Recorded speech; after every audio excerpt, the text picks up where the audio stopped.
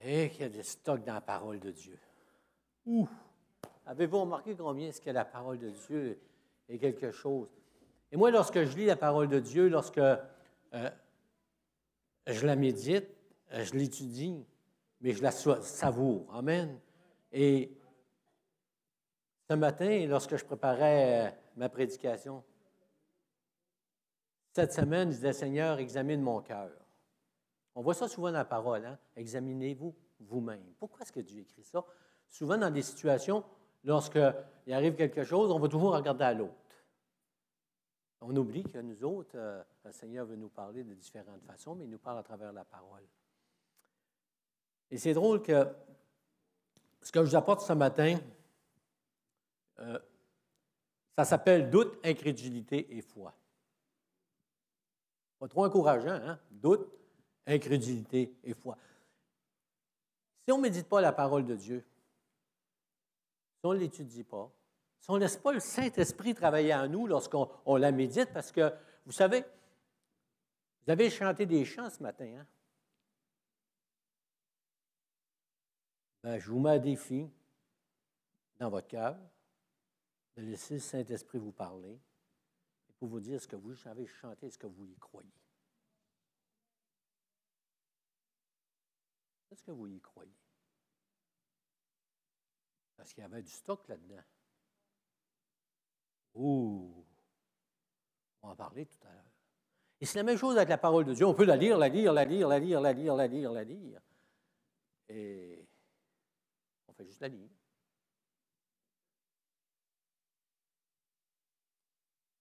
Doute, incrédulité et foi. Matthieu 17, 21. C'est intéressant la parole de Dieu. Avez-vous remarqué, en tout cas, peut-être pas vous, mais moi, des fois, là, après des années de lecture de la parole de Dieu, je regarde ça, je dis, comment ça se fait que je n'ai pas vu ce petit bout-là? Comment ça se fait que je n'ai pas vu le petit bout avant? Parce que ça change toute ma façon de voir ce que Dieu voulait me dire. Est-ce que ça vous arrive? Moi, ça m'arrive. Mais Matthieu 17, 21, il m'a frappé encore cette semaine. Mais cette sorte de démon ne sort que par la prière et par le jeûne. Est-ce que vous avez déjà entendu dire des chrétiens qui vous ont dit, s'ils avaient prié, s'ils avaient jeûné, le démon serait sorti? Mais la base même de leur échec vis-à-vis de chasser ce démon-là, ce n'était pas la prière, ce n'était pas le jeûne, c'était leur incrédulité. Parce que s'ils avaient cru, ils auraient prié puis ils auraient jeûné. Mais ils étaient incrédules. Et Jésus leur dit, race incrédule. Et souvent, nos yeux sont fixés, notre façon de se comporter n'est pas toujours selon la parole de Dieu et on n'y échappe pas personne. Genèse 3, 1. Dieu a-t-il vraiment dit? Ouh! Dieu a-t-il vraiment dit? Romains 1, 17. Le juste vivra par l'incrédulité. Ah, le juste va vivre par la foi. Hébreux 11, 7 en s'en allant. C'est par la foi, c'est par la foi, c'est par la foi.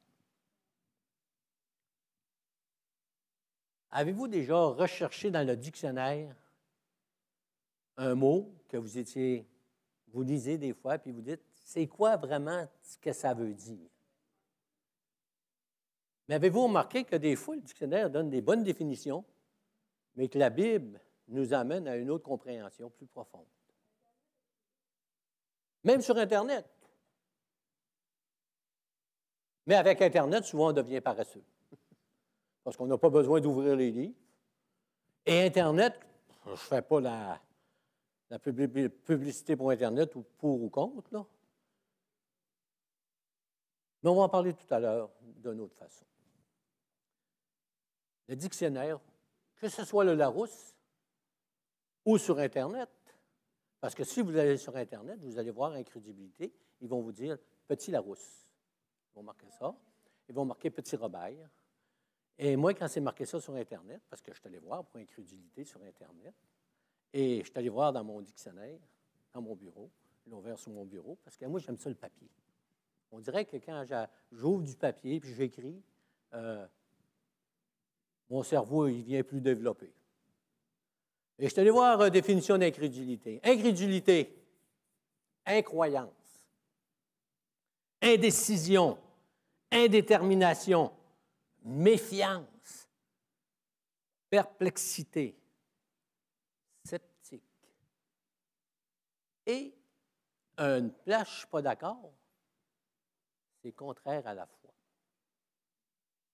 Ah ouais, comment ça? Bien, ça peut être contraire à la foi, c'est vrai, mais on va aller un petit peu plus loin ce matin et vous allez comprendre pourquoi je dis ça. Il y a un autre dictionnaire qui disait une attitude d'une personne. Ah, ça, j'ai trouvé ça intéressant, l'attitude d'une personne. Lorsqu'on est incrédule, on a une attitude. Notre comportement change. Avez-vous vu deux personnes qui un croyait quelque chose puis l'autre ne croyait pas? Ils n'ont pas la même attitude. Devant le même événement, ils n'ont pas la même attitude parce qu'il y en a un qui a l'incrédulité dans son cœur.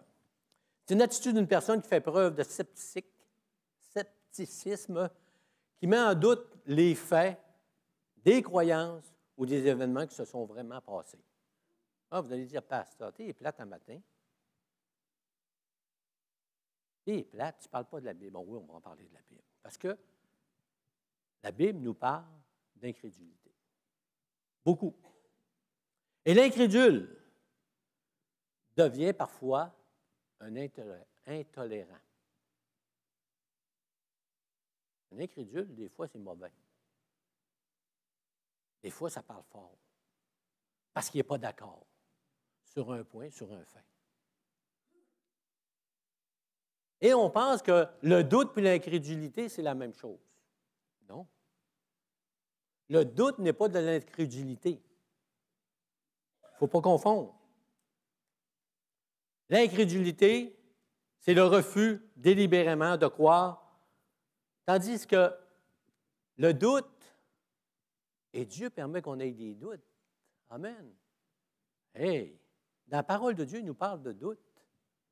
On a juste à examiner les Écritures. Dans Jacques, il nous parle de doute.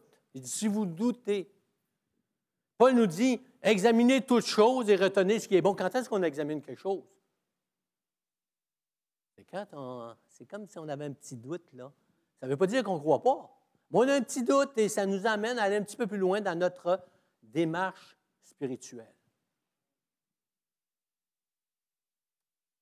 Ça nous suit, ça.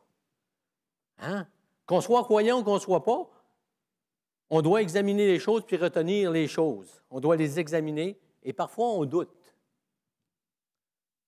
Jean nous dit dans 1 Jean 4.1, « Bien-aimés, n'ajoutez pas foi à tout esprit. » Il est en train de nous dire, ayez des doutes. Ayez des doutes. Eh oui, le doute nous amène à une vraie spiritualité conforme à la parole de Dieu. Et c'est silencieux ce matin. Il dit, n'ajoutez pas foi à tout esprit, mais éprouvez les esprits pour savoir s'ils sont de Dieu, car plusieurs faux prophètes sont venus dans le monde. Éprouvez les esprits. Les esprits. Il y avait un grand prédicateur mondial. Il était invité à aller à Chicago dans une conférence de pasteurs. Et quand il est arrivé là, il y avait une pile de seaux. Nous autres, on appelle ça des seaux, puis là, ils appellent ça des seaux. Mais parfois, on devient comme un seau quand on ne réfléchit pas. Et ce pasteur-là, bien, c'est un pasteur qui a du renom. On l'avait invité parce qu'à cause de son renom. Mais il est arrivé là, puis quand il est rentré, bien, la personne qui était à la porte ne le connaissait pas. Et lui ont donné un seau. Regardez ça. Il dit, c'est pourquoi? Bien, il dit, il va y avoir une démonstration de puissance. on chasse les démons ici. Il dit là, quand le démon va vouloir sortir de vous, il va falloir le cracher dans le seau.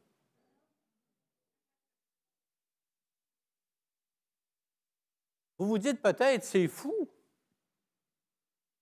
mais c'est réel. Et ce pasteur-là, dans son témoignage, il disait, ben voyons donc. Mais il dit, je vais aller voir. Il a commencé à avoir des doutes. Il dit, ça se peut pas. Et là, il est rentré dans cette réunion-là et ça a commencé. Et là, tout le monde s'est mis à vomir. Tous les chrétiens, les pas chrétiens, ça vomissait dans leur seau et lui, il ne vomissait pas. Et là, quelqu'un est venu en arrière de lui. Crache! Qu'est-ce qu'il a fait? Craché. Dieu nous dit, des fois, il y a des doutes sur ce qu'on vous dit, puis examinez si tout esprit vient de Dieu. Jésus dit qu'on devrait avoir des doutes. Et ne croyez pas tout ce qu'on vous dit. Ne croyez pas. Parce que si vous faites ça, vous êtes en problème. Il y en a qui vont venir en mon nom, vont dire, je suis le Christ. Je suis ci, je suis ça. Et un grand nombre va les suivre, même des chrétiens. Des personnes qui aiment le Seigneur. Parce qu'ils n'ont pas douté. Vous savez que tout a débuté par le doute. Dieu a-t-il réellement dit? C'est un doute. Qu'est-ce que c'est le problème dans cette citation des Écritures? Dieu a-t-il réellement dit? Le problème, c'est qu'ils ne se sont pas arrêtés pour examiner qu'est-ce que l'ennemi leur disait. Ils ont cru. Et ils sont devenus. On en voit les résultats. C'était la chute de l'homme. L'incrédulité, le doute a fait place à l'incrédulité. Puis, ça va suivre l'homme jusqu'au temps que le Seigneur revienne. Qu'on soit dans la présence du Seigneur, qu'on soit pour l'éternité avec le Seigneur. L'homme va avoir des doutes et il va avoir l'incrédulité qui le suit constamment. Et ça, c'est dans la parole de Dieu. Regardez, ça a commencé par le doute et ça finit dans l'Apocalypse par des gens qui vont douter encore. Qui vont venir à l'incrédulité. L'incrédulité face à la parole de Dieu amène l'homme loin de la grâce du Seigneur. On voit ça dans Éphésiens. Car c'est par la grâce que vous êtes sauvés, par le moyen de la foi, et cela ne vient pas de vous, c'est le don de Dieu. Hey, pasteur, je ne vois pas le rapport. Bien, c'est parce qu'à un moment donné, les gens sont devenus incrédules sur la grâce de Dieu. Parce qu'ils n'ont pas eu de doute. On leur a dit. C'est par les œuvres que vous êtes sauvés, c'est par la religion que vous êtes sauvés, c'est en pratiquant telle et telle cérémonie que vous allez peut-être être sauvés, avoir accès au ciel.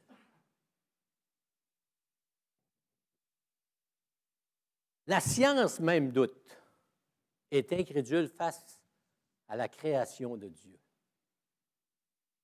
Il faut de la foi pour être incrédule. Il faut de la foi pour croire en Dieu. La parole de Dieu me dit que Dieu a créé les choses visibles et les choses invisibles. Et l'homme me dit, c'est la théorie du Big Bang. Deux atomes se sont frappés et ça a donné, la création, ça a donné l'homme. L'autre jour, on m'en allait sur la route et il y a eu un accident. Deux voitures se sont frappées. Et tout à coup, j'ai vu un petit char à côté qui était venu au monde. Ça a fait bang. C'est idiot. Mais je vous dis, il faut de la foi pour croire à la théorie du Big Bang. Certaines fois. Mais il faut de l'incrédulité pour ne pas croire dans la parole. Hébreux 11.3 nous dit, c'est par la foi que nous reconnaissons que le monde a été formé par la parole de Dieu, en sorte qu'on ne voit pas, que ce qu'on voit n'a pas été fait de choses visibles. Es-tu sûr que Dieu existe? Est-ce que vous avez eu quelqu'un qui vous a dit ça un jour? Es-tu sûr que Dieu existe?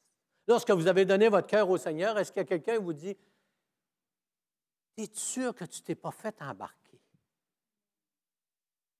Es-tu sûr que tu es dans la bonne patente? Ça n'a pas de sens. Et là, bien, le doute fait sa place.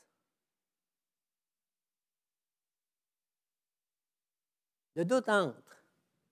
Et la différence, c'est oui, quand ça nous arrive, on peut avoir un doute, bon, on ne devient pas incrédule. Lorsqu'on nous dit des choses de même, souvent on est porté à aller plus loin dans notre réflexion, dans notre doute, et d'examiner certaines choses. Et beaucoup croient que le croyant,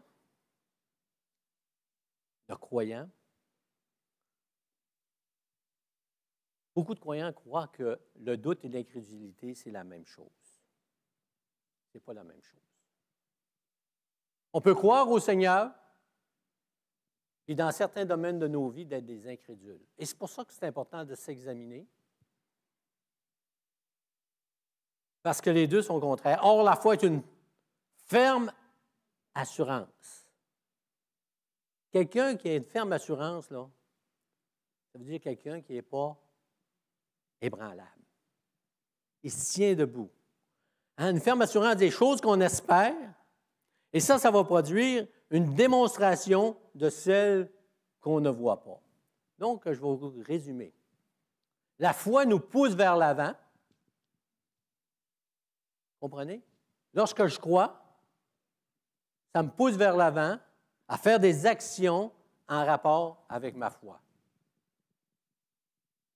Le doute, lui, il ralentit. Parce que lorsque je doute, il y a une réflexion qui se passe. Et lorsque je réfléchis, je baisse la cadence.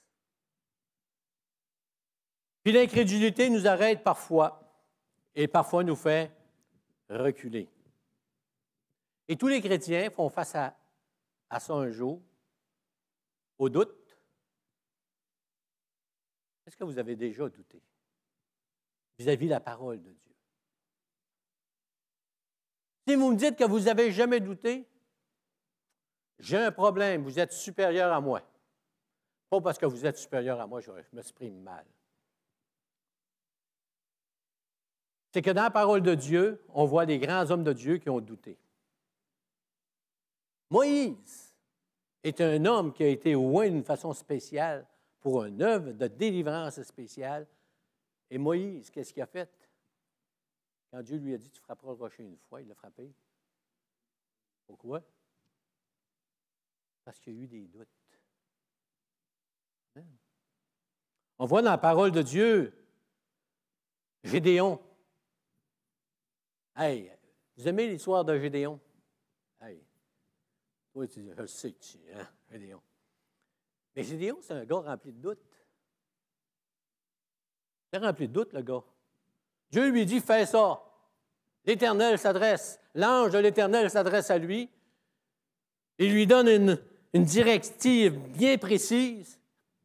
Et lui, il dit, oh, mettre une toison. C'est pour renforcer sa foi. Non, c'est parce qu'il commence à avoir des doutes. Et le doute lui a fait, il a ralenti et il a commencé à regarder et dire, Seigneur, si ça vient de toi, fais quelque chose. Le doute fait partie de la vie des chrétiens dans différents domaines. Pierre, l'homme qui est... Moi, Pierre, j'aime des fois Pierre. J'aimerais ça être un Pierre, défoncer les portes ouvertes. Moi, je dis ça. Tu sais, Pierre, il était toujours prêt. Hey, on y va. Hey, la gang, venez-vous-en, on y va. Et Pierre, hey, Jésus l'appelle, il dit, viens-t'en, là. Marche sur les eaux, viens à ma rencontre. Oh. Hey, là, il embarque. Il embarque pas, il débarque. Il commence à marcher sur les eaux. Hey, c'est un homme qui croyait en Jésus. Et tout à coup, il commence à s'enfoncer. Pourquoi? Parce que le doute. Mais l'incrédulité n'était pas encore là sur la puissance du Seigneur. Il y a juste eu un doute pour un instant. Et quand Jésus lui a dit, « Hey, oups, il a recommencé et Jésus l'a embarqué dans la barque. On chante des chants des fois Et avoir des doutes, ça fait partie de la vie des chrétiens. Mais le doute, il devrait nous emmener à une réflexion biblique. Qu'est-ce que la Bible dit? Parce que tout au long de votre vie chrétienne, vous allez entendre toutes sortes d'histoires.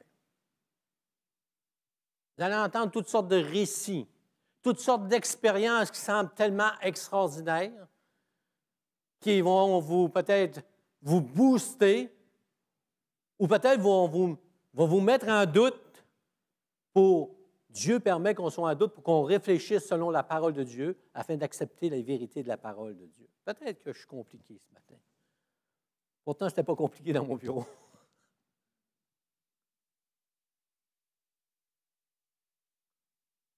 On peut croire en Dieu de tout notre cœur et ne pas croire dans les miracles. Ah, ouais. Oui.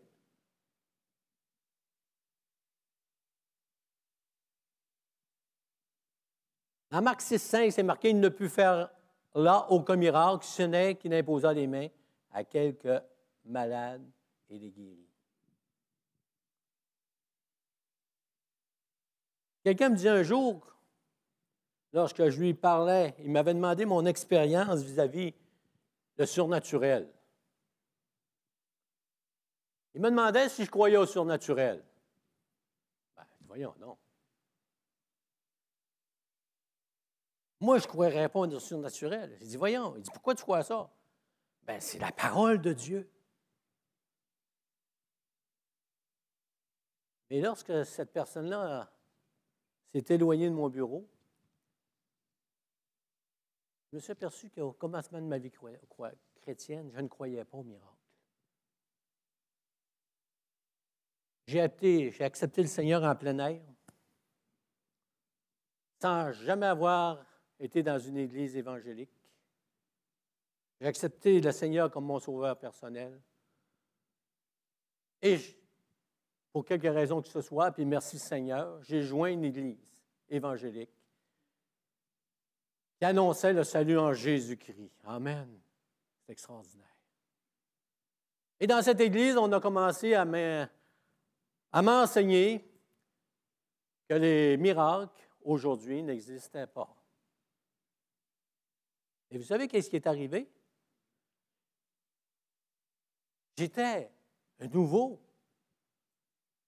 Et on m'enseignait que les miracles étaient des choses du passé. Et dans ma démarche spirituelle, j'ai accepté ça. Je ne connaissais rien de la vie chrétienne. Est-ce que vous me suivez ce matin? La foi vient de ce qu'on entend. Ce qu'on entend vient des hommes. Souvent, l'homme a plus d'influence que la parole de Dieu dans certaines de nos vies, dans certaines situations de nos vies. Et n'oubliez jamais que la foi est quelque chose d'irrationnel. Faites un geste de foi et on va vous dire que vous êtes fou. Est-ce que quelqu'un vous a déjà dit que vous êtes fou parce que le Seigneur vous avait demandé quelque chose? En 1984, je suis rentré dans le bureau de mon patron, j'ai frappé à la porte, j'ai dit à mon patron, « Excuse, je viens de donner ma démission. » Il m'a regardé, il dit, « Sérieux? » J'ai dit oui. Et j'avais demandé au Seigneur dans ma prière, « Seigneur, qui ne me demande pas ce que je m'en vais, parce que je ne veux pas faire de mensonges. » Il me regarde, il dit, « Comment est-ce qu'il te donne de plus? » Qu'est-ce que tu veux dire? Je comprenais, mais qu'est-ce que tu veux dire? Il dit, mon concurrent qui vient te chercher, il dit, est-ce qu'il te donne un gros salaire qui est plus important que le mien? J'ai dit, non. Je ne m'en vais pas pour un autre concurrent. Il dit, où tu t'en vas? Je m'en vais comme pasteur adjoint dans une église évangélique. Ouais. Et je savais que tu croyais, mais là, tu laisses ton emploi, puis tu t'en vas comme pasteur. Ça paye donc bien! Et là, je lui réponds, je n'ai pas un sou de rémunération. Vous savez qu'est-ce qu'il a fait? 3 jours après, il y avait quelqu'un qui venait au bureau. Il me dit, est-ce que je peux parler à Gilles Couture? Et moi. Il dit, je vais aller voir ton patron, je reviens. Il va voir mon patron. Le patron sort de son bureau, il dit, allez dans le bureau. OK, je rentre dans le bureau. C'était un psychologue du comité paritaire. Et il me dit, c'est-tu vrai ce qu'il a dit? Il dit, je ne sais pas ce qu'il t'a dit, qu'est-ce qu'il t'a dit, pourquoi tu es là? Il dit, je suis là parce que ça n'a aucun sens. Tu as une maison à payer, tu as 2 enfants, tu as une femme qui travaille à temps partiel, puis tu t'en vas dans une église évangélique comme pasteur, pas de salaire. Tu es fou. Et je lui ai répondu, je suis fou, j'obéis parce que Dieu m'a donné un réma sur mon cœur. Il dit, t'es malade. Et c'était encore pire quand je l'annonçais à ma famille. J'étais vraiment un débile mental à leurs yeux.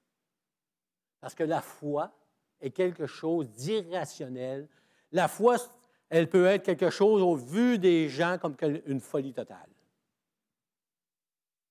Et dans l'Église où j'ai été sauvé, les gens aimaient le Seigneur. Amen. Et ça, c'est important. Il y a beaucoup de gens qui ne croient pas dans les miracles, puis aiment le Seigneur, puis ils sont sauvés par grâce. Ils sont devenus incrédules pour quelque raison que ce soit vis-à-vis des miracles. Peut-être par une doctrine qui est contraire aux miracles, ou peu importe, par quelqu'un qui leur a parlé. Mais moi, la parole de Dieu me dit que mon Dieu est le Dieu d'Isaac, le Dieu d'Abraham et le Dieu de Jacob, et le Dieu de Paul, de Pierre et ainsi de suite. C'est le Dieu des miracles. Et peu importe si on me dit que les miracles n'existent pas parce que j'ai lu la parole de Dieu, un jour, je suis allé voir mon pasteur et je lui ai dit, pourquoi on prêche contre on dit que les miracles n'existent plus?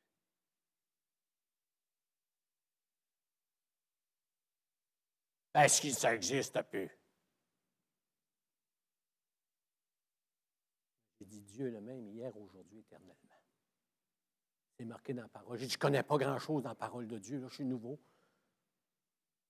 Mais j'ai dit, moi, j'ai vu ça dans la parole et je me questionne. Il dit, en haut de ça de ta tête.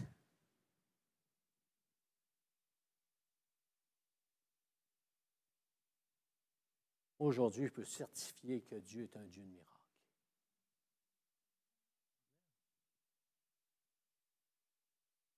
Je n'ai jamais vu de miracle. Je vois des miracles. C'est pas vrai ce que je vous dis, je n'ai vu en masse des miracles. Mais même si je n'avais pas vu, je croirais pareil parce que la parole de Dieu me dit que c'est un Dieu de miracles.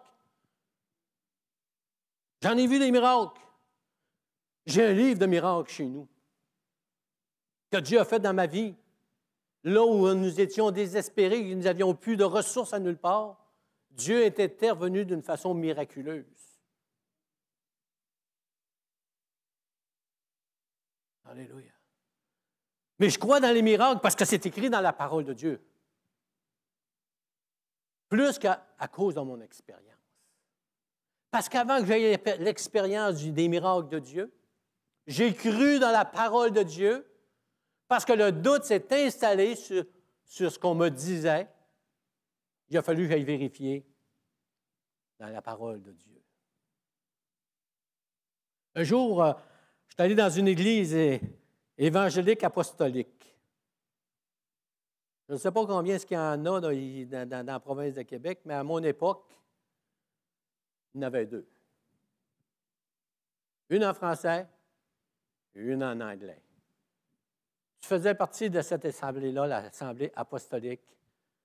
Étiez-vous sur la rue Dent ou à quelle place vous étiez dans le temps, frère, quand tu allais chez Michel?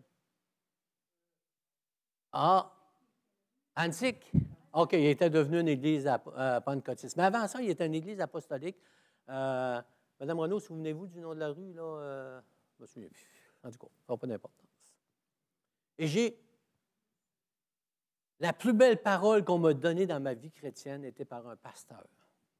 Lorsque je suis allé dans cette église, avec le doute, avec l'incrédulité, je suis rentré là. Et là, le pasteur parlait de délivrance. Ils savent de quoi je parle, ils connaissent le pasteur, il est décédé aujourd'hui. Et ça parlait de délivrance, ça parlait de la puissance du Saint-Esprit. Et moi, j'étais là, sceptique. Et comme Capitaine Bonhomme disait, les sceptiques seront confondus. Les policiers écoutaient ça. Il dit oui. Et je suis entré dans cette église plein de doutes, plein de données. Et même, on m'avait dit, lorsque tu vas rentrer dans cette église-là, prépare-toi. C'est une gang de...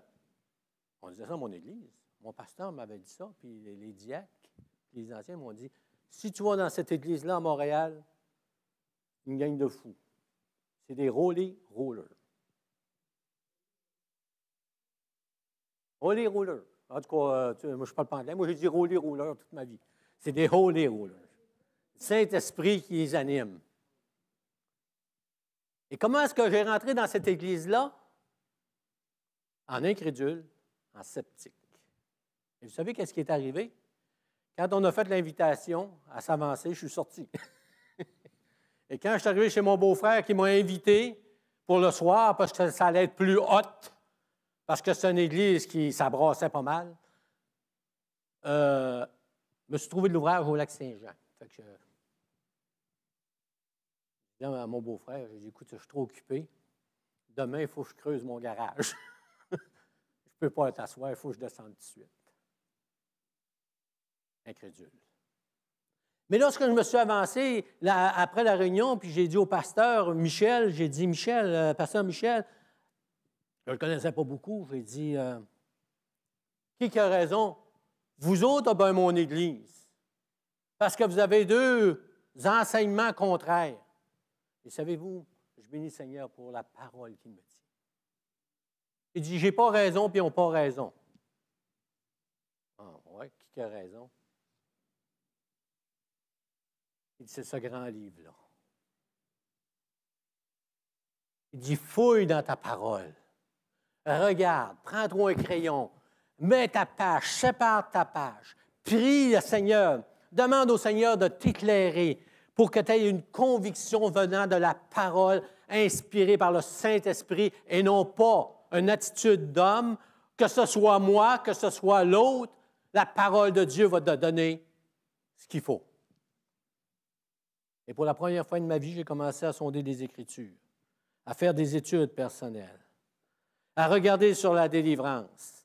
Et tout à coup, j'ai lu Luc 4, 18, où Jésus dit, « L'Esprit du Seigneur est sur moi parce qu'il m'a oint pour annoncer une bonne nouvelle aux pauvres.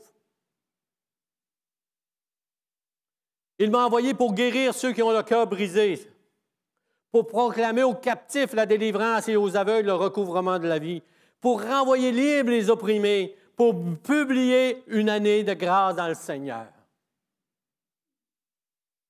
Et là, j'ai dit, « Seigneur, c'est irrationnel. J'ai besoin de voir pour me débarrasser de ça. » Mais vous savez que le Seigneur est bien plus grand que nous autres. Hein? Pendant 3 ans, je n'ai rien vu. Je n'ai rien vu de surnaturel. La seule chose que je voyais de surnaturel, c'est quand je partais puis je montais à Montréal et je rentrais dans l'église et que là, ça commençait à brasser puis qu'il y avait des hurlements des gens qui étaient délivrés. Et vous savez qu'est-ce que je faisais? Je sortais de l'église. C'est truqué.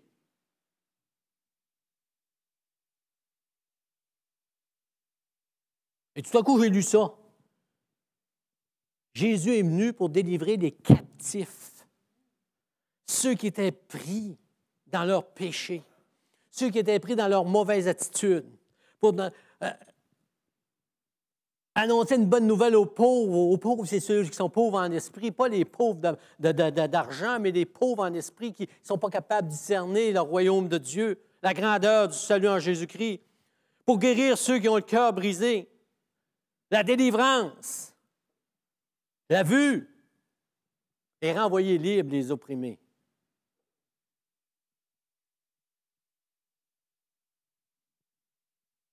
Et là, je me souviens qu'à toutes les fois, je montais à Montréal et je revenais. On avait toute une prédication le dimanche matin. Contre les miracles, contre les guérisons, contre la puissance du Saint-Esprit, dans une église où les gens aimaient le Seigneur, où les gens témoignaient de la grandeur du Seigneur. Amen, c'est correct. Mais pour quelque raison que ce soit, ils étaient incrédules. Et il y avait peut-être raison d'être incrédules à cause de leur démarche où ils étaient tombés. Donc, durant des années, j'ai perdu ce surnaturel où je ne le voyais pas, que Dieu opérait. Il voulait opérer. Alléluia. Et ce Dieu, savez-vous une chose? Il délivre encore aujourd'hui.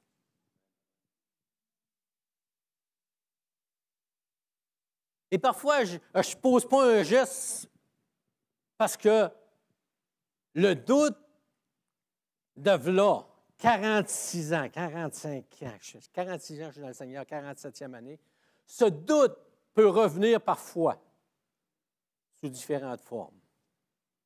Et je suis obligé de dire, qu'a dit la parole de Dieu?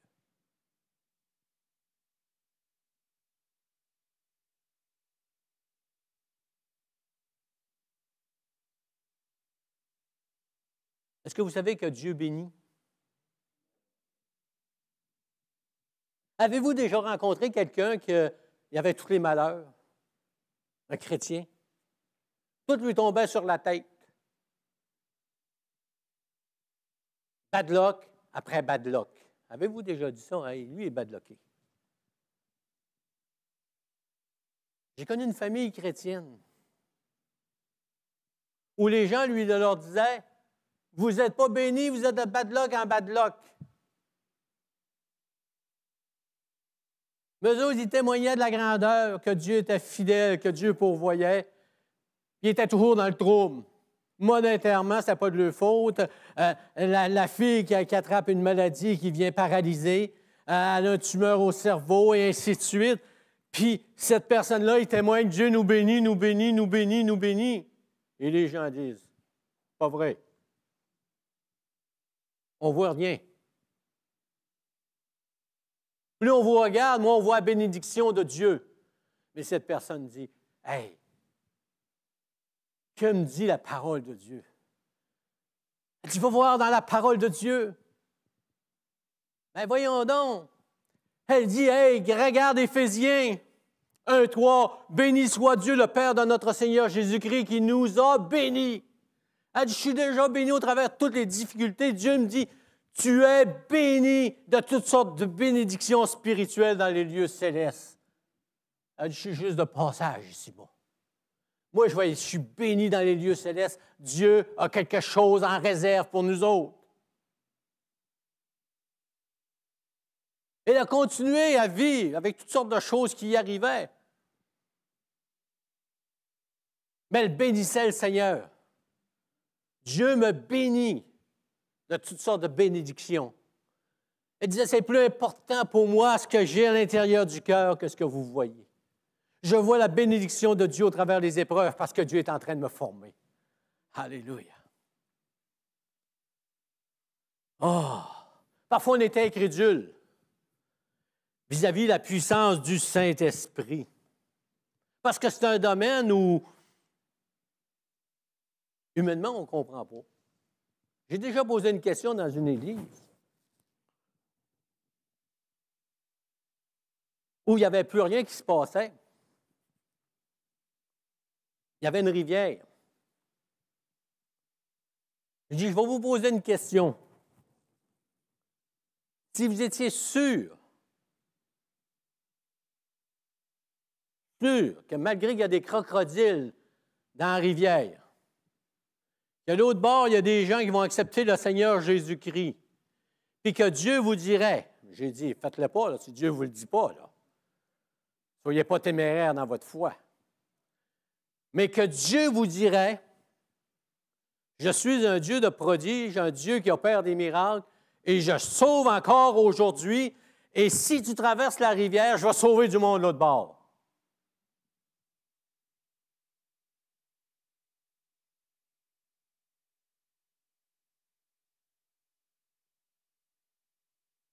faut que tu sois sûr de ton coup. Amen. Alléluia. Dieu opère dans le domaine spirituel. C'est un Dieu du surnaturel. Et je peux être sceptique face aux dons spirituels. Et Mme Renaud, vous n'avez pleuré une shot, hein? Je vous donne des expériences, mais je ne veux pas vous marcher sur l'expérience. Combien j'ai entendu, ma vie chrétienne, c'était que ceux qui opèrent les dons spirituels sont diaboliques. C'est un enseignement que j'ai reçu comme nouveau chrétien pendant 3 ans. Mais je bénis le Seigneur, pareil, pour cette instruction qui est venue à mes oreilles à travers des hommes qui ne croyaient pas dans les dons spirituels, parce qu'à cause du doute, à cause que quelqu'un me dit, lis dans la parole de Dieu, et j'ai passé par-dessus mon entendement, j'ai passé par ce qu'on me disait, ce qu'on m'avait inculqué, parce que lorsqu'on est un nouveau chrétien, on gobe n'importe quoi. Mais ce qui est triste, c'est quand on devient un vieux chrétien, on gobe n'importe quoi.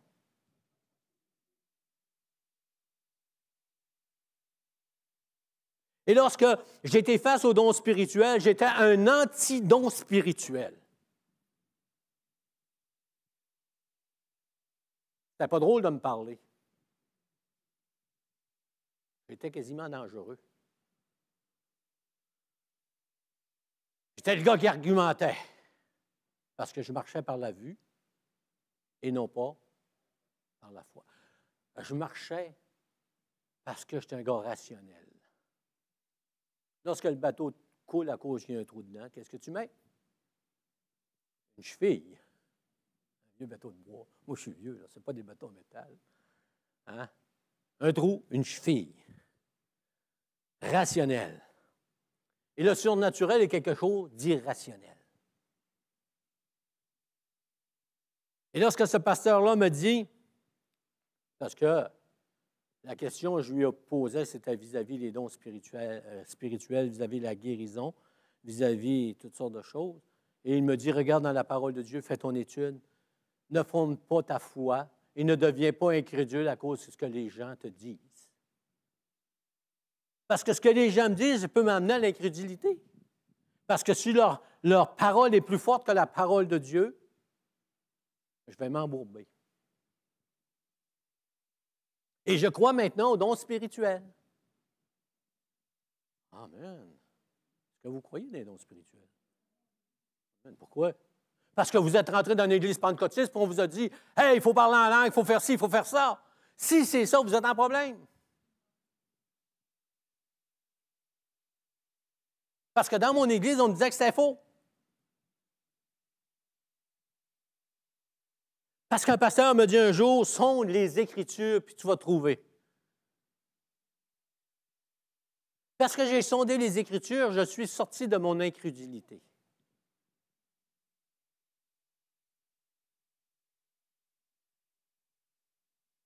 Pas parce que mon pasteur disait que c'était vrai, pas parce que mon pasteur disait que c'était faux. Parce que qu'est-ce que dit la parole de Dieu?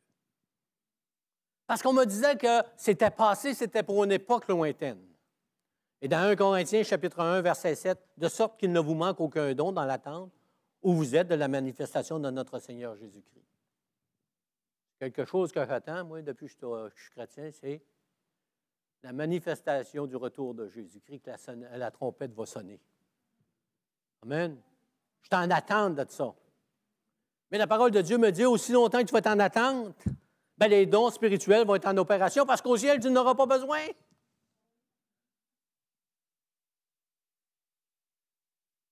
Il n'y aura pas besoin au ciel, il va avoir un cœur renouvelé, pas un cœur, un corps renouvelé. Mais ici-bas, là, on vous dit là, que ce n'est pas drôle le matin de se lever. Dans l'Église locale, là, aujourd'hui, il ne nous manque aucun don. L'Église à Port-Neuf, là, je vais être dur. Ça fait longtemps qu'on n'a pas vu de choses surnaturelles qui nous éblouissent. Là. Oui, on voit des choses naturelles, amen. Combien d'entre vous ont vu des délivrances des démons ici? Honnêtement, là. Ah, est-ce qu'il y en a? Oui, OK, non. Même si tu n'as pas vu, là, même si tu n'as vu une, j'y crois, mais pas à cause de toi. Pas à cause de ton expérience, mais parce que la parole de Dieu me le dit. La parole de Dieu me dit de prier pour les malades.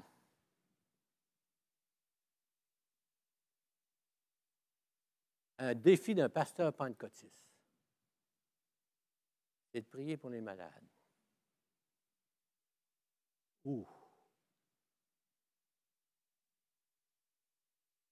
Moi, je crois que Dieu guérit encore aujourd'hui.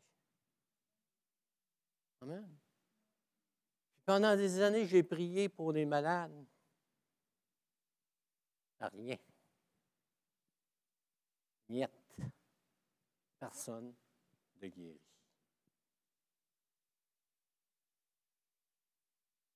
Et je continue à prier pour les malades, parce que la parole de Dieu nous dit de prier. Appelez les anciens, ils vont prier pour vous autres. Il va se passer quelque chose. Et parfois, j'étais dans mon bureau, je disais, Seigneur, pourquoi je prierais pour les malades? Il ne se passe rien. Et je me souviendrai que la semaine, j'ai posé cette question au Seigneur. Il y a une madame, je faisais inviter ceux qui voulaient qu'on prie pour leur maladie. Et la petite salle où on était, la petite église était pleine, les gens étaient pleins en avant. Et là, cette madame-là s'avance. Elle, dans le salon, on prêchait en habit, en cravate. C'était de même. Et cette madame-là s'avance vers moi avec sa fille. Puis elle m'agrafe par le collet. Ouh! Elle m'a quasiment viré sur le côté. Et là, elle me dit, Pasteur, tu ne l'as pas pantoute. Il ne se passe rien ici. Perds pas ton temps. Ça coûte un bonhomme, un pasteur, ça? Mais elle avait raison, il ne se passait rien.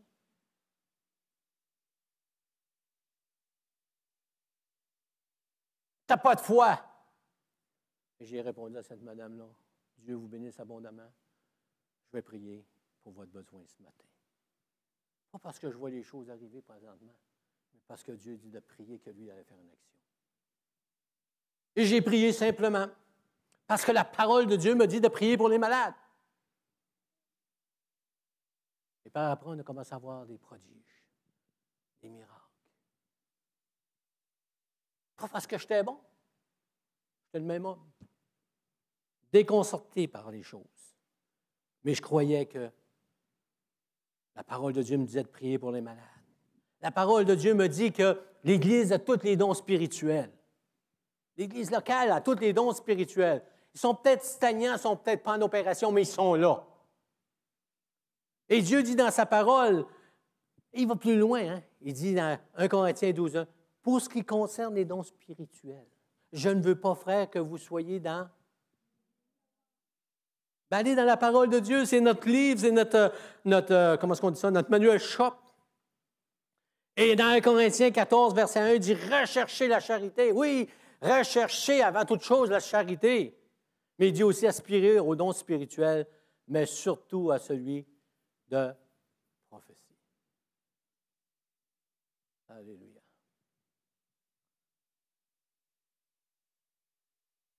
Gloire au Seigneur. Combien, lorsque on est enseigné d'une façon, notre ordinateur, où on a un entendement, où on marche rationnellement, notre ordinateur fait défaut. Comprenez ce que je veux dire? Dis-moi qui tu fréquentes et je te dirai qui tu es. Même dans la parole, même dans les frères et les sœurs. Lorsque je me tenais dans cette assemblée où personne ne croyait au nom spirituel, je n'y croyais pas. Jusqu'au jour où le Saint-Esprit m'a vraiment donné une révélation, où j'ai reçu la plénitude du Saint-Esprit, qu'on appelle le baptême du Saint-Esprit. Et lorsque j'étais chez nous, je n'étais même pas à l'église, je me suis tout seul dans ma chambre, je me suis mis à prier, et des mots que j'avais dit, c'était ridicule, que c'était fou, sont venus dans ma bouche et j'ai commencé à louer le Seigneur en langue. Il s'est passé quelque chose d'extraordinaire. Parce que la parole de Dieu me le disait, mon cœur était plus réceptif.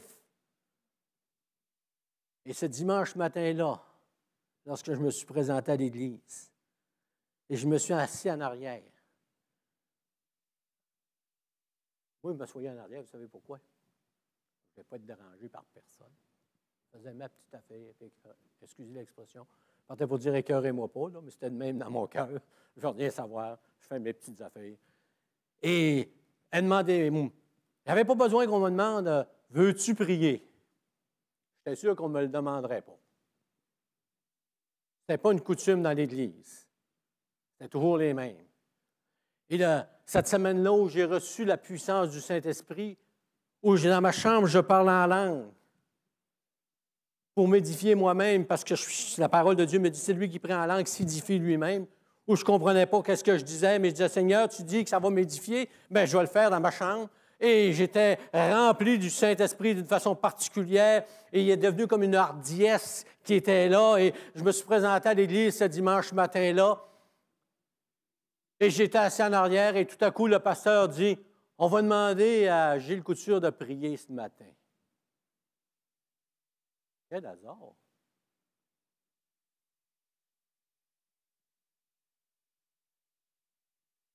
Pris au piège. Et là, je me suis levé dans une église qui ne croyait pas au non spirituel. Et j'ai commencé à prier en langue. Non. Pas un mot. J'ai prié audiblement. Quand j'ai eu fini, c'était fait. Après la réunion, le pasteur est venu me voir et dit, Gilles, est-ce que je peux te rencontrer? C'est pas correct. Et là, quand je suis rentré dans son bureau, il dit, assis-toi, on en a pour longtemps. OK. Il dit, toi, là, ça, c'est ses mots. Il dit, tu es baptisé du Saint-Esprit, je ne veux plus rien savoir de ça. Je ne veux rien savoir de ça. Pasteur, qui vous a dit ça? Avez-vous entendu quelqu'un prier en langue? Non. Mais pourquoi vous dites ça? Ça paraît! Il me dit ça de même. Et je le vois dans ta face. Oh! C'est mon expérience à moi. Si je prie en langue aujourd'hui, puis je suis rempli du Saint-Esprit, pas parce que je suis bon, pas parce que je suis meilleur qu'un autre. Quand je m'enferme dans ma chambre, puis je commence à louer le Seigneur en langue, puis le Seigneur il descend comme si le Saint-Esprit venait me renforcer, me donner des nouvelles forces. C'est pas parce que quelqu'un me dit « Hey, fais ça, hey, ça va marcher, tu vas voir. » Non, c'est parce que la parole de Dieu me le dit. Parce que ma foi a été mise en doute vis-à-vis cette portion de la parole de Dieu. Vis-à-vis les dons spirituels, les paroles de connaissance, les paroles de sagesse, les miracles, les guérisons. Et si vous pensez qu'on ne devient pas sceptique, ça, c'est mon expérience à moi. Condamné par mes médecins en 1993. Condamné. Plus rien à faire. Consulté 3 médecins. Le dernier médecin, c'est un chrétien. Puis qui me répond, « Hey, c'est moi qui l'avais amené au Seigneur. Il dit, gars, tu liras Jacques, chapitre 5, verset 14. Bien, je le sais par cœur. Tu ne le sais pas pantoute. L'as-tu fait? J'ai dit non. Je suis moi le pasteur. C'est encore pire. J'appelle les anciens. OK. Le dimanche matin, je n'ai pas appelé les anciens. Pourtant, j'aurais dû, parce que la parole de Dieu nous dit d'appeler les anciens qui prient. Puis Dieu va faire son œuvre.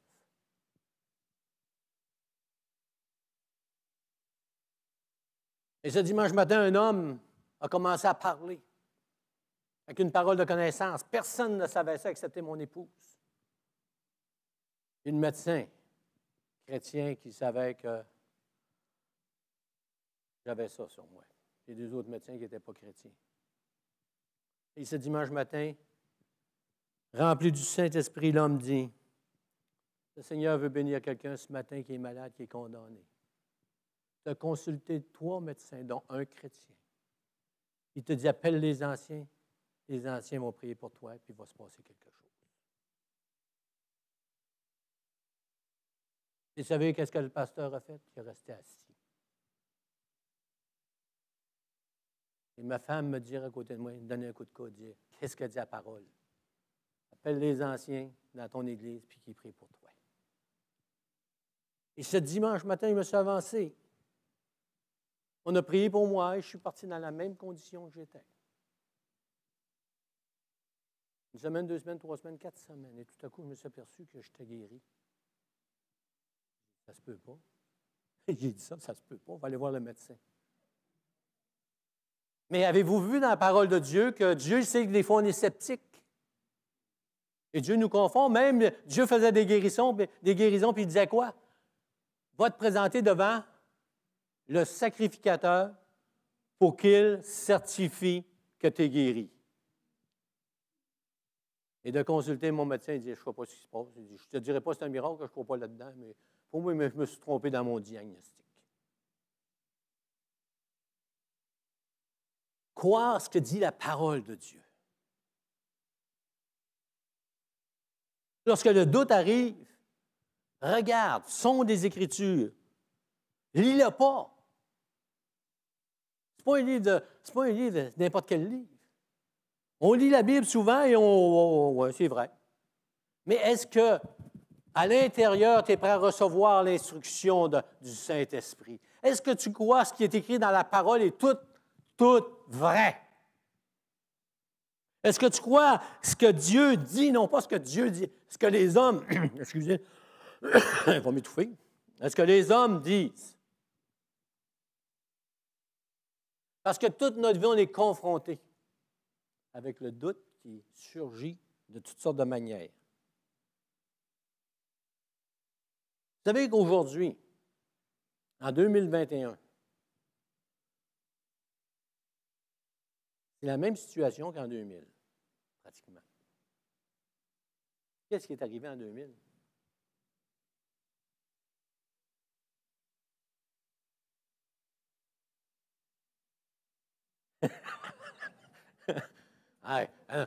C'était quoi la pensée en 2000? Le bug de l'an 2000. Le bug de l'an 2000. Et combien de chrétiens ont été déçus? Parce que dans leur Église, on leur a enseigné que le bug de l'an 2000, c'est le retour du Seigneur. Que c'était vraiment le retour du Seigneur. Et c'était impossible que ce ne soit pas l'an 2000. Et si ce n'est pas ça, la Bible est fausse. On a passé l'an 2000. Et là, on est rendu dans un temps où, là, 6 mois, 1 an, on disait « Le Seigneur est proche, le Seigneur est proche, le Seigneur est proche ». Puis il y a des chrétiens qui disent « Ce n'est pas vrai parce qu'il ne s'est rien passé ». Puis le Seigneur est proche. Amen. Pourquoi que je sais que le Seigneur est proche? Parce que la parole de Dieu me dit « Le Seigneur est proche ». Il n'est pas me dire qu'il n'est pas plus proche qu'hier. Il est plus proche qu'hier. Certains, on a passé une journée. Non, mais on a-tu un raisonnement bizarre des fois? Non, mais il y a toujours des gens qui vont vous dire c'est pas vrai. Parfois, le doute va s'installer. Vous savez, dans l'Église où j'ai commencé, on ne croyait pas dans les miracles, dans les guérisons. Et quand j'ai commencé quelqu'un me demandait tu crois-tu là-dedans, toi? Ça faisait déjà 3 ans que j'étais dans l'Église. Et après ma recherche dans la parole de Dieu, avoir sondé des Écritures, bien, j'y croyais, parce que la parole de Dieu me le disait. Et quelqu'un m'avait donné un devoir contre les guérisons et contre tout ça. Ils ont dit, fais ça, regarde ça, puis analyse ça, puis tu vas m'en donner. Et bien quoi, qu'est-ce qu'ils m'ont présenté? C'est une vidéo sur un évangéliste, je pense qu'il est canadien, mais il faisait ça aux États-Unis, qui faisait des guérisons truquées. Il était en prison pour ça. Des vraies guérisons truquées. C'était prouvé. Même, j'ai vu ça au téléjournal, j'ai vu ça à la TV dans le temps. Il y avait une oreillette connectée sur un système de son qui était dans le vestibule. C'était une grosse église, une méga église. Et lui était capable de dire, Seigneur, parle à mon cœur. Deuxième rangée, il y a un monsieur qui est là. Il a un cancer. Dieu va le guérir. Viens en avant. Et là, le monsieur, le deuxième banc, capotait. C'était vrai. Il allait en avant. Et ils ont découvert que lorsque les gens entraient dans l'église, êtes-vous un visiteur? Oui, je suis un visiteur. Avez-vous un besoin particulier? Oui, j'ai un cancer. Ah oui, quelle sorte de cancer vous avez? Oh, vous venez de quel endroit? Je viens de telle ville. Ah, j'en ai une, excuse-moi. Elle est là. Fait que tout était truqué. Et on m'a donné ça en me disant, tout est truqué. C'est vrai que c'est truqué. Dieu n'est pas truqué. Dieu n'est pas truqué. Dieu dit qu'il guérit encore aujourd'hui. Même si je ne vois pas. Même si je ne suis pas confronté avec les démons. Les démons existent.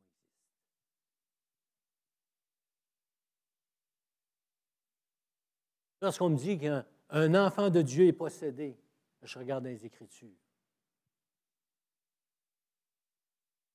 Je veux sonder les Écritures. Lorsqu'on me dit qu'un miracle n'existe pas, je sonde les Écritures.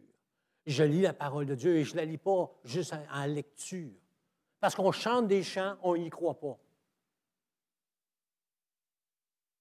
On peut chanter « Dieu me guérit » et c'est juste des paroles.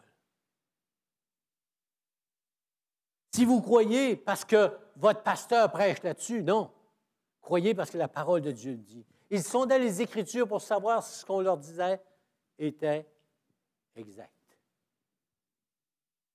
La parole de Dieu est le remède contre l'incrédulité. Je la lis et surtout, je la médite. Vous savez, on lit la parole de Dieu, on la referme.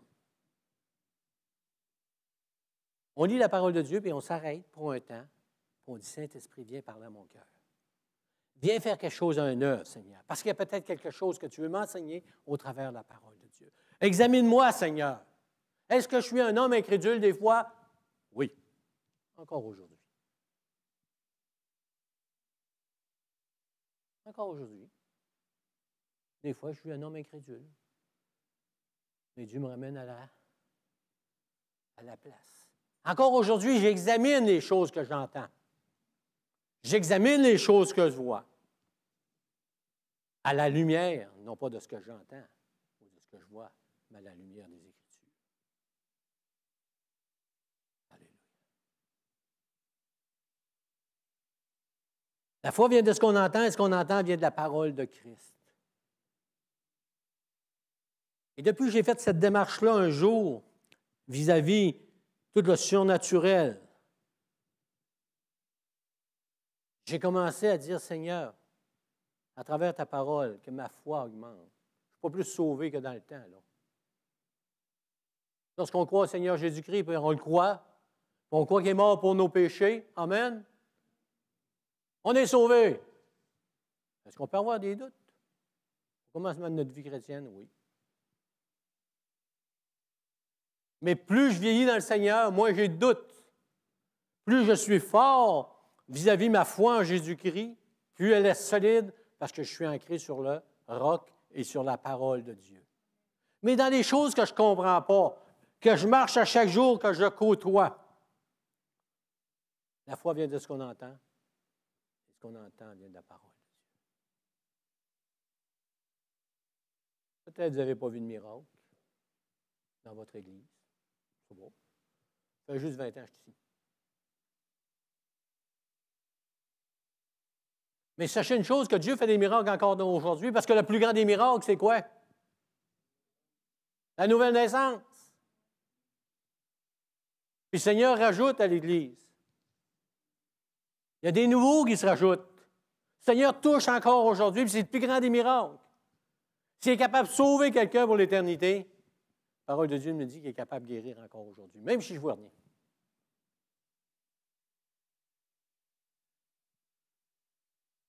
Jésus a dit à ses disciples, race d'incrédules.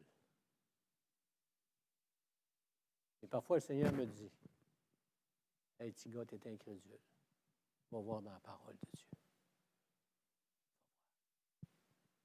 Et tout le long de notre vie chrétienne, il va arriver toutes sortes de personnes on va côtoyer avec des bons motifs, avec un bon cœur. Ils vont nous dire des choses. Et est-ce que, vis-à-vis de la parole, qu'est-ce que Dieu dit? Pas qu'est-ce que l'homme dit, mais qu'est-ce que Dieu dit? Est-ce que Dieu, tu fais encore des miracles aujourd'hui? Est-ce que tu délivres encore aujourd'hui? Il y a encore du monde qui sont sauvés parce qu'ils n'étaient pas libres. Ils deviennent libres. Amen. Est-ce que Jésus délivre encore? Tu dois dire ça aujourd'hui? La cigarette. Oui. Est-ce que Dieu délivre de l'alcool? Oui, quelqu'un qui est addicté à l'alcool, quelqu'un qui est pris avec ce problème-là dans sa vie. Amen. Dieu est assez grand pour le libérer. Comme ça. André s'est avancé à un appel un jour. Je prêchais un dimanche soir et j'ai fait un appel. Je ne le connaissais pas, le monsieur, c'était la première fois qu'il rentrait dans l'église. Et j'ai dit, s'il y en a qui ont besoin de délivrance ce matin, avancez-vous. Ce soir. Et c'est donc, juste à le sentir, je suis venu chaud. Parce que la parole de Dieu dit, prie pour lui, et c'est un Dieu qui délivre aujourd'hui. J'ai prié pour cet homme-là, il est venu à jeun, il est parti bien douette. C'est le même Dieu que je sers aujourd'hui. Est-ce que le Dieu d'Hawkesbury n'est pas le même qu'ici? C'est le même Dieu. Amen. Et le remède contre l'incrédulité, c'est la parole de Dieu. C'est la méditer. C'est d'avoir une communion avec le Seigneur. D'avoir le Saint-Esprit qui nous parle. D'être attentif. De mettre comment je dirais ça, notre entendement de côté, notre raisonnement. Dire, hey Seigneur, tu le dis dans ta parole, ça doit être vrai. Tu le dis dans ta parole, ça ne doit pas être vrai, c'est vrai. Et vous allez voir que toute votre vie va changer. Est-ce que vous allez être confronté avec le doute? Aussi longtemps que vous êtes dans un corps physique, vous êtes confronté avec le doute. Mais ne laissez pas le doute faire place à l'incrédulité. Peu importe où on est dans notre vie chrétienne, que les gens nous regardent comme un homme et une femme très spirituels, cela n'élimine pas parfois le doute qui est dans nos vies. Et qu'on doit vraiment se centrer sur la parole de Dieu. Le seul remède, c'est ce que Dieu nous a laissé de plus précieux, la parole, être attentif au Saint-Esprit et méditer la parole. Vous allez voir encore toutes sortes de choses où vous allez être en questionnement un jour. Où l'ennemi va prendre votre foi pour l'amener peut-être dans le doute et vous amener à l'incrédulité.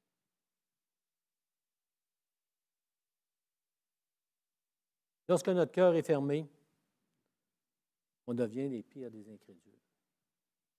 Je vais terminer avec une petite... Je vais vous parler d'un homme qui était vraiment incrédule.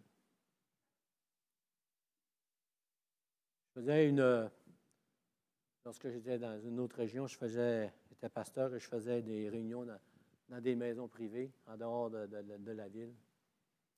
Et j'allais dans une maison où la madame elle croyait dans la guérison, où le monsieur n'y croyait pas. Ils ne fréquentaient pas notre église, mais ils avaient ouvert leur porte en me disant, le monsieur dit, j'ouvre ta porte, mais moi, je ne crois pas dans la guérison, je ne crois à rien de ça. Il n'y a pas de problème. Je peux parler du Seigneur, on va en parler. Et jamais amené à l'église chez nous, il allait à son église, et c'était correct. Et à un temps donné, je suis allé chez eux et le monsieur il avait de la difficulté à marcher. Il dit, est-ce que tu veux que je prie pour toi? Il dit non. Dieu ne fait plus de miracle. Et je n'ai pas été sage dans mes paroles. J'ai dit à cet homme, j'ai dit, tu ne crois pas que Dieu fait des miracles? Il dit non. J'ai dit, comment ça se fait que quand ils sont sortis d'Égypte, il y a tant de chevaux qui se sont noyés dans 2 pouces d'eau? Parce qu'il disait qu'il y avait juste 2 pouces d'eau. Dans sa théorie, là, on ne commencera pas là-dessus. Là. Il avait dit que Dieu, il y avait une petite mer à côté, là, la mer Rouge, là, puis je me souviens plus de son nom, puis il y avait juste 2 pouces d'eau. Il avait traversé parce qu'il y avait 2 pouces d'eau. Ben, j'ai dit, toute l'armée de Pharaon s'est noyée dans 2 pouces d'eau. Ça, c'est un miracle. Il n'avait pas aimé celle-là. Et un bon dimanche, j'étais en avant, assis là, et la louange était comme d'habitude. Et le monsieur qui m'avait dit, lorsque j'étais dans une autre province, que j'avais consulté mon médecin, il était venu ce dimanche matin-là en voyage. Il avait arrêté à l'église, moi je ne l'avais pas vu. Et il y avait une façon particulière de présenter les choses. Il ne disait pas « Je suis l'Éternel, ton Dieu ». Il disait « Merci Seigneur que tu as parlé à mon cœur. Ce matin, tu me montres un homme qui a tel et tel problème dans son dos. Il est supposé de passer par l'opération, mais il n'aura pas besoin de la passer parce que tu vas le guérir. » Bon, je dis « Hey, il est là, lui, un matin. » Il m'a dit ça, là, il est là, un matin. Et je savais qu'à toutes les fois, il apportait une parole, là. Le Seigneur rencontrait et je vérifiais. Et là, je fais l'appel, c'était un automatisme. Si on a une parole qui a rapport avec la guérison, on fait venir là, les gens tout de suite. Et là, vous savez, quand on a mal au dos, tout le monde avance. Dès que vous voulez prier pour un mal de dos, là, tout le monde a mal au dos. Hein? Et là, pas quel monde s'avance, puis le monsieur, moi, je vois mon monsieur qui reste assis. Et tout à coup, sa femme, elle lui donne un coup de coude, comme ma femme m'avait donné. Elle dit, avance en avant. Elle va y aller avec toi. Fait qu'elle s'avance avec son mari.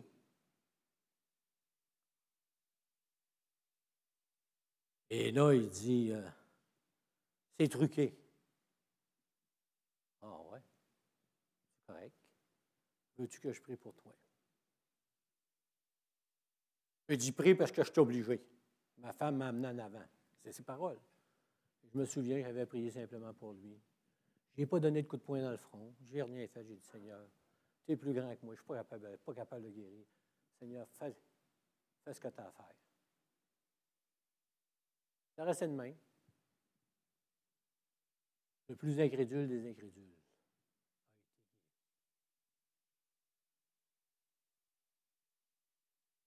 Et la madame m'avait appelé, elle dit, on ne peut pas avoir de réunion pendant 2 semaines parce que mon mari a un projet devant lui.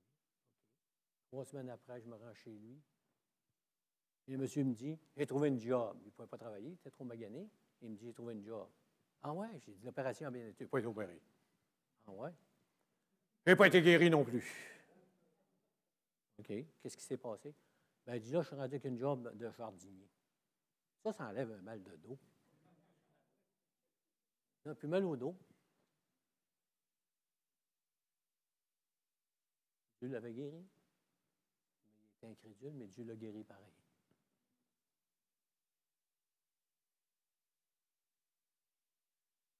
Vous pouvez prier pour les malades. Peut-être vous n'aurez pas de résultat. Dieu dit, on va prier les uns pour les autres.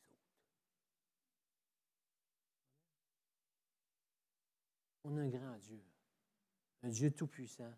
Un Dieu digne d'adoration. Et un Dieu qui veut faire son œuvre. Amen. Mais,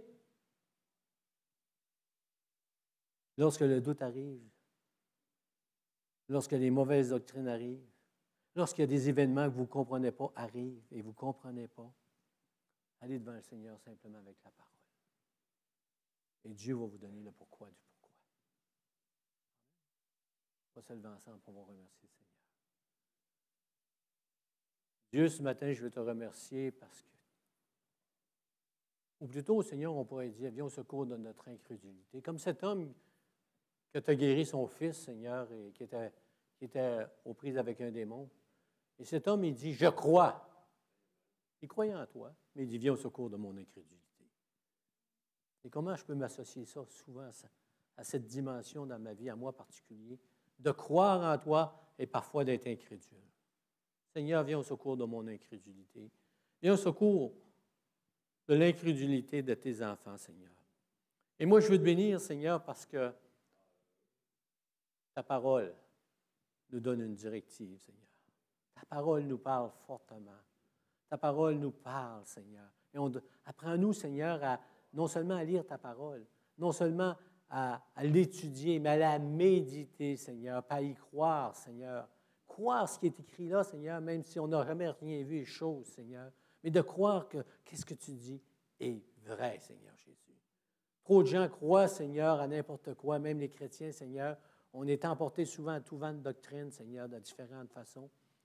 Mais, Seigneur, qu'on marche selon les Écritures, qu'on la médite, cette parole-là, que ton Saint-Esprit, Seigneur, qui nous anime, ton Saint-Esprit qui fait un œuvre au-delà de tout ce qu'on peut imaginer, puisse nous conduire dans toute ta vérité, Seigneur. Qu'on soit comme les gens de Bérée, Seigneur, qui sondaient les Écritures, qui l'étudiaient, qui la méditaient, Seigneur, pour savoir s'ils étaient dans la bonne place. Éternel, on te donne gloire et honneur. Et, Seigneur, même si, Seigneur, ce n'est pas, si on pourrait dire, depuis les années qu'on prie pour que des gens soient sauvés, Seigneur, peut-être on n'a pas vu la récolte qu'on voudrait, Seigneur, mais tu nous dis de prier, Seigneur, afin que tu sauves des gens, Seigneur. Et on ne marche pas par la vue, Seigneur, on marche parce que ta parole nous dit de prier, que tu fasses ton œuvre salvatrice, Seigneur, que tu rencontres des gens aujourd'hui, Seigneur, que toi, Seigneur, tu les délivres, Seigneur. Oh, que tu les sauves, Seigneur, que tu les guérisses, Seigneur, que tu les restaures, Seigneur. Et Seigneur, on s'attend à des choses extraordinaires de ta part, Seigneur Jésus. Entre-temps, donne-nous de marcher, Seigneur. Marcher dans tes voies, Seigneur, jour après jour. On te donne toute la gloire et toute l'honneur, Seigneur Jésus. Et le peuple de Dieu dit Amen et Amen.